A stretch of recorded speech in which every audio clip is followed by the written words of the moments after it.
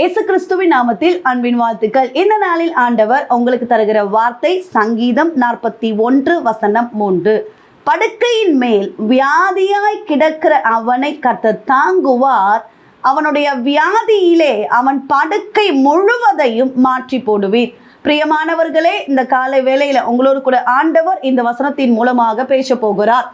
படுக்கையின் மேல் வியாதியாய் கிடக்கிற அவனை கர்த்தர் தாங்குவாராம், அந்த வியாதியிலே அவன் படுக்கை முழுவதையும் மாற்றி போடுவாராம்.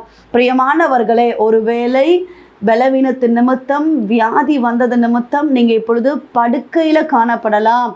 எழும்பி நடக்க முடியாதபடி, இல்லைன்னா ஏதோ ஒரு பலவீனம், நீங்கள் படுத்து கொண்டே இருக்கிற சூழ்நிலை உங்கள் வாழ்க்கையில் காணப்படுகிறது. நிச்சயமாக கர்த்தர் உங்கள் படுக்கையை மாற்றி போட போகிறார். கடந்த நாட்களில் சென்னையில் விபிஎஸ் நடத்தும்படியாக அங்கே கடந்து போயிருக்கும் போது 2 பிள்ளைகள் அந்த விபிஎஸ்க்கு கடந்து வந்திருந்தாங்க. அப்பொழுது எங்களை ரட்சிப்புக்குள்ளாக நடத்தின பாஸ்டர் ஒரு டெஸ்டிமோனியை ஷேர் பண்ணியிருந்தாங்க. அந்த பிள்ளைகளுடைய தகப்பன் ஒரு சில வருடங்களுக்கு முன்பதாக அவர் பலவீனத்து நிமித்தம் படுத்த படுக்கையில் இருந்தாராம், மரணத்தோடு போராடி கொண்டிருந்தாராம். ஆண்டவர் அந்த படுக்கை முழுவதையும் மாற்றி போடுவேன் சொன்ன கர்த்தர், போதகர் சொன்ன காரியம், அந்த நாட்களில் அவங்க ப்ரேயருக்கு கடந்து போயிருக்கிறாங்க, ஜபம் பண்ணியிருக்கிறாங்க. கர்த்தர் உடனே அற்புதத்தை செய்தாராம். நல்ல பரிபூர்ண சுகத்தை கொடுத்து இப்பொழுது பிள்ளைகளும் வளர்ந்து நல்ல நிலைமைக்குள்ளாக இருக்கிறதை பார்க்கும்போது ரொம்ப சந்தோஷமாக இருக்கிறது என்று போதகர் சாட்சி சொன்னாங்க.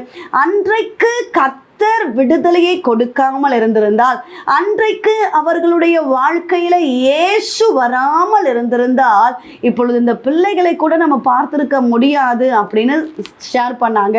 பிரியமானவர்களே, உங்க வாழ்க்கையிலும் ஏசப்பாவால அற்புதத்தை செய்ய முடியும். படுத்த படுக்கையில இருக்கிற உங்களை கர்த்தர் எழும்பி நடக்க வைப்பார். எப்பேற்பட்ட வியாதியா இருந்தாலும் ஏசப்பா நிச்சயமாக உங்க வாழ்க்கையில அற்புதத்தை செய்ய போகிறார். பிரியமானவர்களே, இந்த காலை வேளையில கர்த்தருடைய வார்த்தையை கேட்டுக்கொண்டிருக்கிறீங்க, இந்த வசனத்தை வைத்து ஜெபியுங்கள். உங்க வாழ்க்கையில மிராக்கிள்ஸ் நடக்கும். நீங்களும் அநேகருக்கு முன்பாக சாட்சிகளாக நிற்பீர்கள். உங்களையும் கர்த்தர் சாட்சியாக நிறுத்த போகிறார். ஜெபிப்போம். எங்களை நேசிக்கிற எங்கள் நல்ல தகப்பனே, இந்த காலை வேளைக்காக நன்றி செலுத்துகிறோம். கர்த்தர் தந்த நல்ல வார்த்தைக்காக நன்றி அப்பா. படுக்கையில் இருந்து கொண்டு பலவீனத்து நிமித்தம் எழும்பி நடக்க முடியாதபடி சில பலவீனங்கள், வியாதிகள், அநேக வருடங்களாக படுக்கையில் இருக்கிற ஒரு அனுபவம், கர்த்தாவே நீர் அறிகிறீர், என்னுடைய இந்த நிலைமை மாறாதா, நான் எழும்பி நடக்க மாட்டேனா என்று சொல்லி ஜெபித்து கொண்டிருக்கிறாங்கப்பா. கண்ணீரோடு, வேதனையோடு, அழுகையோடு, புலம்பலோடு, சத்தத்தோடு ஜெபிக்கிறார்கள். கர்த்தர் அற்புதத்தை செய்கிறபடியினால ஸ்தோத்திரம். இந்த வியாதி மாறட்டும் இயேசுவின் நாமத்தினால. கர்த்தர் சுகத்தை தருகிறபடியினால ஸ்தோத்திரம். உம்முடைய தழும்புகளால் குணமானீர்கள் என்று எழுதப்பட்டிருக்கிறது. கர்த்தர் அற்புதத்தை செய்கிறபடியினால ஸ்தோத்திரம். ஏசப்பா, உம்முடைய கரத்தில் ஒப்பு கொடுக்கிறோம். இந்த நாள் முழுவதும் உங்க கரம் தாங்கி நடத்தட்டும். செய்கிற வேலைகள், வருமானங்கள், தொழில்களை ஆசீர்வதிங்க. கடன் பாரங்கள், நெருக்கங்கள், பிரச்சனைகள் மாறட்டும். குழந்தை இல்லாத பிள்ளைகளுக்கு கர்த்தர் நன்மைகளை தருவீராக. குடும்பங்களை சமாதானத்தை கட்டளையிடுவீராக.